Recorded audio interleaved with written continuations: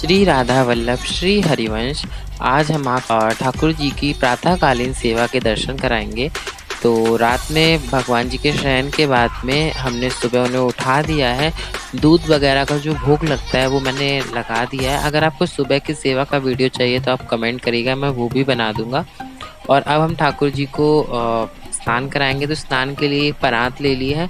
Steel का बर्तन use ना करें, आप कोई भी शुभ धातु यूज़ कर सकते हैं। खाली में नहीं रखेंगे, इसीलिए हमने इसमें फूल डाल लिए हैं। और अब हम एक एक करके सभी भगवान जी को परात में स्थापित कर देंगे और गंगा जल से हम सभी का स्नान कराएंगे। और आप कोई भी मंत्र बोल सकते हैं, ओम नमो भगवते वासुदेवाय या श्री राधा, आप जो भी बोलना चाहें। और हम सबके बारी बारी से स्नान करा देंगे और उसके बाद में अपने ठाकुर जी का भी स्नान कराएंगे। आप चाहें तो पंचामृत स्नान भी करा सकते हैं हफ्ते में एक दिन। मैं थर्सडे के दिन पंचामृत से स्नान कराता हूँ और एकादशी के दिन। अगर आपको वो वीडियो चाहिए तो आप कमेंट करिएगा। और स्नान कराने के बाद में हम सभी को अच्छे से टाल से पोंछेंगे। और ये भी चंदन के स्पॉट्स वगैरह लग जाते हैं, वो भी हम अच्छे से पोंछ देंगे। और मंदिर भी हम जो डेली साफ़ कर देंगे, क्योंकि जैसे जो भी तस्वीरें वगैरह हैं उन पे चंदन के जो भी निशान हैं, जो भी हम टीका लगाते हैं, उस सबको हम अच्छे से गंगा जल से पोंछेंगे। सभी तस्वीरों की भी रोज़ सेवा होती है और ठाकुर जी के जो भी आसन है उन सबको भी हम सही कर देंगे। और ये देखिए, मैं सब क्लीन कर दिया अच्छे से गंगा जल के से। और अगर हम रोज़ पोंछते हैं ना तो हमारे पास बर्डन नहीं होता है काम का, सब कुछ साफ़ सुथरा रहता है। और मंदिर जब साफ़ रहता है तो पूजा करने में भी मन लगता है। तो हमने सब कुछ अच्छे से क्लीन कर दिया है और सभी भगवान जी को हमने टाल से पोंछ के और विराजमान कर दिया है। अब हम सभी को उनके वस्त्र पहनाएंगे। तो मैं एक हफ्ते में एक बार वस्त्र चेंज करता हूँ। एक वस्त्र एक हफ्ते तक चलते हैं, उसके बाद में मैं चेंज कर देता हूँ। और अगर बीच में कोई भी त्योहार या एकादशी या कुछ ऐसा आता है तो मैं फिर बदल देता हूँ। तो ये पर्पल कलर के वस्त्र हैं, तो सबको हम वस्त्र धारण करा दिए। राधा कृष्ण जी, लक्ष्मी गणेश जी और विष्णु जी और हमारे ठाकुर जी, सबको वस्त्र में धारण करा दिए हैं। अब हम सभी को उनके स्थान पे विराजमान कर देंगे। और मैंने चंदन वगैरह लगाया, उसका वीडियो मैंने शूट करना मैं भूल गया। और सबको मैंने उनके यथास्थान विराजमान कर दिया है, चंदन लगा दिया है, चंदन सेवा हो गई है, पुष्प चढ़ा दिए हैं और तुलसी की सेवा भी हो ही चुकी है। और अब हम ठाकुर जी के पीने के लिए जल रखेंगे। तो जल के लिए भी मैंने धातु यानी कि पीतल के लोटे लिए हैं। आप स्टील यूज़ ना करें, आप कोई भी धातु यूज़ कर सकते हैं। और गर्मियों का टाइम आप मिट्टी भी यूज़ कर सकते हैं। तो गंगा जल युक्त हम जल ठाकुर जी के लिए रखेंगे अपने दोनों पात्रों में।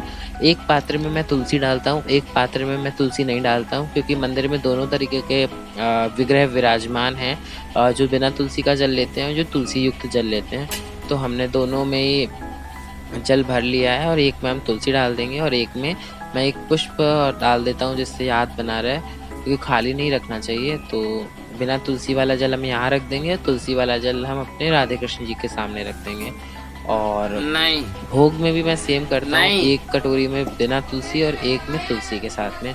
और दोनों को मैं अपनी उनकी जगह पर रख दिया। कहाँ है उसकी? और इसके बाद में देखिए ठाकुर जी कितने सुंदर लग रहे हैं, बिल्कुल गोल मटोल से। और सबका श्रृंगार वगैरह मैंने कर दिया है और मैं आपको क्लोजअप से दर्शन करा देता हूँ सभी के। ये शंख है, ये दक्षिणावर्ती है, ये हमारे राधे गोविंद जी हैं, यहाँ हमारे नर्मदेश्वर शिवलिंग और शालिग्राम जी, और ये हमारे ठाकुर जी। ये देखिए, कैमरा भी फोकस नहीं कर पा रहा है, ये आज इतने सुंदर लग रहे हैं। और अब हम आरती की तैयारी कर लेंगे। और इत्र सेवा, इत्र ज़रूर लगाएं, गर्मियों में इत्र बहुत अच्छा ठंडक देता है ठाकुर जी को और खुशबू बनी रहती है। और आरती के लिए एक प्लेट ली है और खाली प्लेट पे हम दीपक नहीं जलाते, इसीलिए हम सबसे पहले रोली और चंदन से अपनी प्लेट में टीका लगा लेंगे। उसके बाद में चावल मैंने चढ़ाए हैं और फिर ये दीपक है, ये घी का दीपक है। आरती तेल के दीपक से नहीं करी जाती है। और अब हम सबसे पहले अपनी आरती के स्नान कराएंगे, जल से छींटे देंगे जल के, और उसके बाद में हम उसमें चंदन और रोली का टीका लगाएंगे। उसके बाद में ही हम आरती को प्रज्वलित करेंगे। ये करने की विधि होती है, और वैसे तो विधि काफ़ी डिटेल में होती है, लेकिन आप डेली बेसिस पे इतना कर सकते हैं। और इसके बाद में हम आरती प्रज्वलित करेंगे। और आरती में भी कुछ चावल जो दीपक हो उसमें डाल दीजिए, चावल या कोई अनाज, क्योंकि खाली नहीं जलाई जाती। और ये वो दीपक है जब हम पूजा करना स्टार्ट करते हैं, उस टाइम हम जो धूप दीप जलाते हैं, वो है। मैं उसका वीडियो शूट करना भूल गया था, तो वो मैं अभी आपको दिखा दिया। और इसका भी मैंने विधिवत पूजन किया था। और इसके बाद में हम आरती जलाएंगे और आरती कर लेंगे।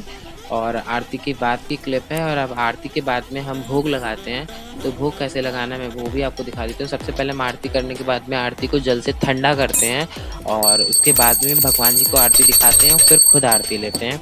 यही आरती की विधि होती है जो मुझे पता है। बाकी अगर मैं कुछ गलत बता रहा हूँ तो आप लोग करेक्शन कर दीजिएगा कमेंट सेक्शन में। और इसके बाद में हम भोग की आचमन करेंगे। कुछ लोगों के यहाँ भोग आरती के पहले लगाया जाता है, कुछ लोगों के यहाँ आरती के बाद में लगाया जाता है। हमारे यहाँ आरती के बाद में ही लगाया जाता है। और हम भोग की आचमन, दोनों ही भोगों की मैं आचमन कर देता हूँ। और इसके बाद में हम ठाकुर जी के सामने पहले घंटी बजाएंगे, क्योंकि बिना घंटी बजाए ठाकुर जी भोग स्वीकार नहीं करते हैं। और इसके बाद में हम पर्दा लगाएंगे। तो मैं एक हाथ में कैमरा इसलिए पर्दा नहीं लगा के मैंने कैमरे पे हाथ रख लिया है। और भोग जब तक लगाया जाता है उतने टाइम तक पर्दा लगाया जाता है ठाकुर जी के सामने। और ये देखिए, ये पूरे मंदिर के दर्शन हैं। और हमारा मंदिर सब जानते हैं 3 पार्ट में डिवाइड है, जो जुड़े हुए हैं पहले से वो सब जानते हैं। तो ये फर्स्ट ग्राउंड फ्लोर कह सकते हैं इसको। इसमें वही सारे चैनल दिख रहे को हैं जिनकी सब्सक्राइब डेली सेवा करिएगा। होती है, राधे जिनके डेली राधे, स्नान श्री होते हैं। वीडियो हरिवंश। अच्छा